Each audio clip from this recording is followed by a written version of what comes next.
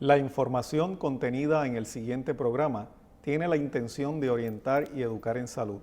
No necesariamente sustituye el tratamiento recomendado por su médico u otro profesional de la salud.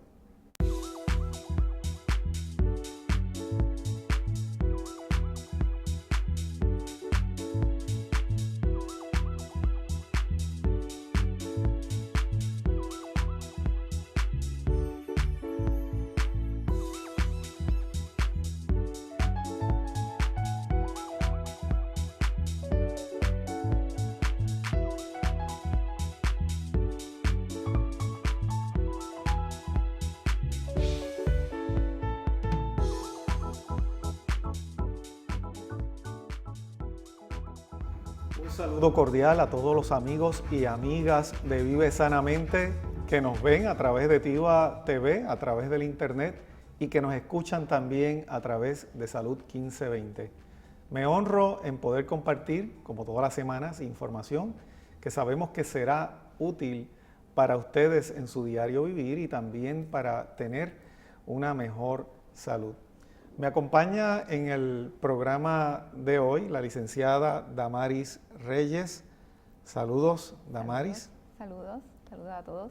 Qué bueno que podemos estar aquí, compartir esta información que vamos a tratar de hacerla útil para nuestros amigos, el público que nos ve y que nos escucha, siempre comentando la noticia que sale a través de diferentes medios, con la nota y la perspectiva de la medicina integralizada, la medicina natural, tomando obviamente en cuenta que muchas veces hay otro lado, la otra cara de la moneda cuando respecta a la interpretación que damos a muchos de estos estudios que compartimos con ustedes de semana en semana.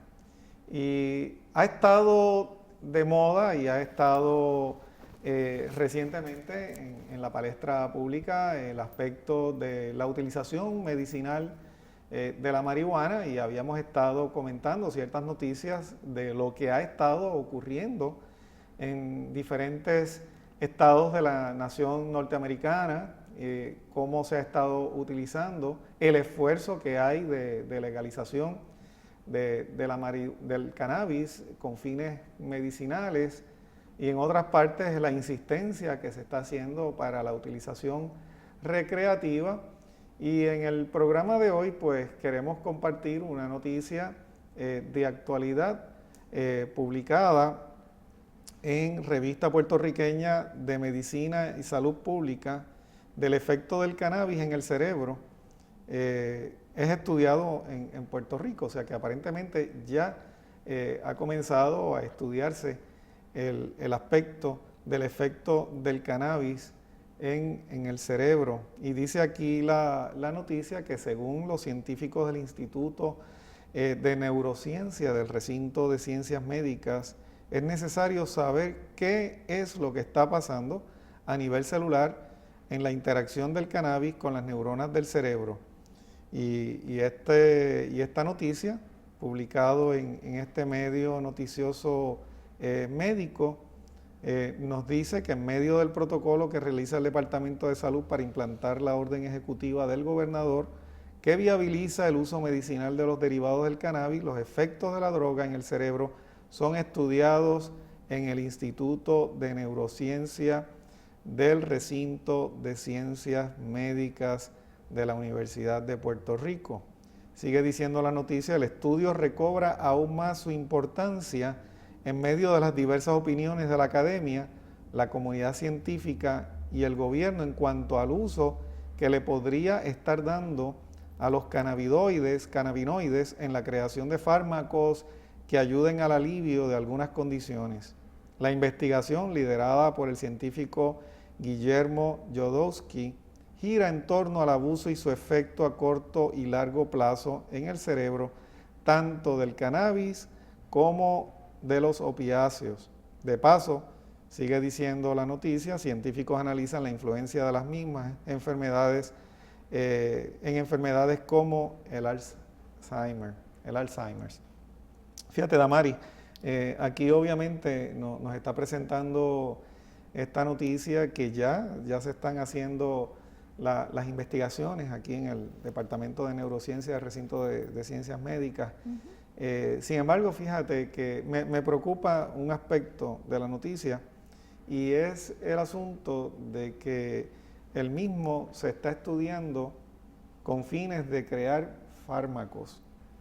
Sin embargo, nosotros sabemos que ya la FDA ha aprobado fármacos a base de sustancias extraídas o sintetizadas similares al tetrahidrocannabinol para utilización en ciertas condiciones como paliativo en personas que reciben quimioterapia.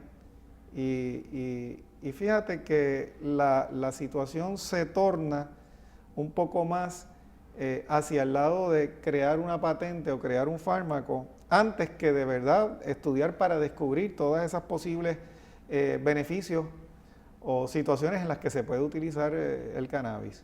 Y es así, entramos siempre en la controversia, ¿verdad? De qué vino primero, si el fármaco o las plantas. Y aquí vamos el ejemplo clásico de lo que como empiezan todos los medicamentos eventualmente, ¿verdad? Ya se está haciendo estudios de que la marihuana o el cannabis o el hemp son buenos para ciertas condiciones, pero entonces ya la industria está buscando la manera de ver de qué manera se hace esto un fármaco. Exacto. Y ahí entonces volvemos a lo mismo, pero el origen es la planta. Exacto. El origen es la planta, pero entonces venimos a demostrar que no es la planta, sino la forma de elaborar la planta que tiene los beneficios al cuerpo. Y antes de eso sabemos que se ha estado manipulando la misma planta, se han estado haciendo diferentes tipos de injertos y combinaciones de plantas, donde en algunos casos se trata de resaltar el porciento del contenido del THC, que es el ingrediente psicoactivo, que es el que puede producir alucinaciones, que puede producir euforia y todas estas situaciones pues que hasta cierto punto se han condenado del uso de la marihuana, que pueden afectar la capacidad de una persona a hacer juicio y tomar decisiones, los reflejos y todo esto. Y por otro lado, los verdaderos ingredientes que pueden ser de beneficio, como el CBD, que es el ingrediente que puede tener propiedades medicinales, donde único se puede obtener y se puede garantizar la pureza de estos mismos es cuando se extrae de plantas en su estado original, y mientras más cerca de cómo existe en la naturaleza, más amigable, ¿verdad?, va a ser el efecto en el cuerpo y más beneficio vamos a obtener del mismo, ya que el cuerpo no se tiene que enfrentar a una sustancia alterada farmacológicamente o que pueda actuar como una droga. Exacto, volvemos a lo mismo. El proceso de elaboración muchas veces trae de por sí unos contaminantes que el cuerpo entonces lo que los recibe como tóxico, ¿no? Y entonces estamos reaccionando, pero realmente ¿a qué estamos reaccionando? ¿A los tóxicos o a la planta? Exacto. Y ahí es entonces donde tenemos que estar muy pendientes en ver las reacciones que estos fármacos pueden entonces crear eventualmente. Y de hecho, siempre que se aísla una sustancia en la naturaleza y se saca del contexto en el cual ocurre, generalmente van a haber efectos colaterales, porque precisamente en la naturaleza, cuando existe un compuesto del cual podemos beneficiarnos, existe en conjunto con otras sustancias que son las que pueden sinergísticamente ayudar a que podamos tener el beneficio de ese compuesto y a la vez el conjunto de otros factores que pueden servir para minorizar o complementar la efectividad del producto para que pueda ser utilizado correctamente por el organismo y que no necesariamente entonces tenga que convertirse en tóxico. Exacto.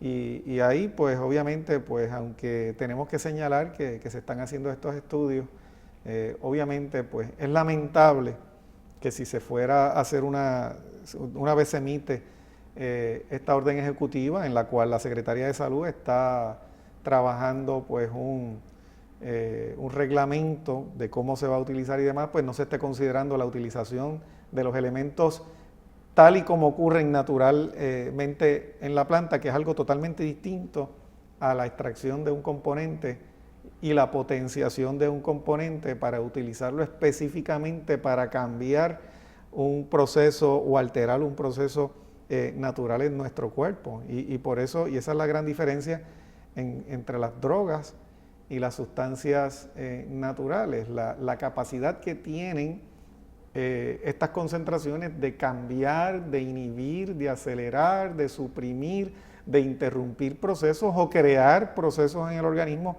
los que los constituyen en droga. Exacto, así es. Igualmente hay que ver también cuando se crean estos fármacos, la concentración, como bien dijiste, exacto, la dosis, y como todo, aún la planta natural también hay que tener sus precauciones en cuanto a dosis y concentraciones, pero eso pues poco a poco se va estableciendo, ¿verdad? Una dosis y podemos llegar a una dosis correcta, pero en el fármaco pues muchas veces vamos a depender de lo que ya está. Exacto. Ahí no podemos alterar. Y ahí pues entonces donde tenemos que tener mucha precaución con qué es lo que nuestro cuerpo va a estar recibiendo. Sigue diciendo la noticia que el científico, junto con estudiantes subgraduados y doctorales, estudian el proceso molecular por el cual estas drogas activan los receptores asociados a ciertas proteínas G que a su vez envían señales al cerebro. El cannabis lo que hace es reactivar una familia de receptores asociados a las proteínas G, una familia muy muy grande, y vemos solo los que se activan con los cannabinoides. También hay endocannabinoides, o sea que el cuerpo produce sus propias sustancias similares a estas sustancias extraídas del cannabis, y tienen también una función fisiológica. Vemos cómo responden las células del cerebro en tiempo real según indica el doctor. Y cito, lo que tratamos es abuso de drogas y lo que tenemos es 1% de neurodegeneración. Lo mismo que el cannabis y estas drogas tienen un efecto negativo, hay también efectos positivos. Tratamos de ver los mecanismos moleculares por los cuales se hacen las cosas buenas y las malas. Se sabe que los endocannabinoides protegen durante la neurodegeneración y tienen un efecto protector.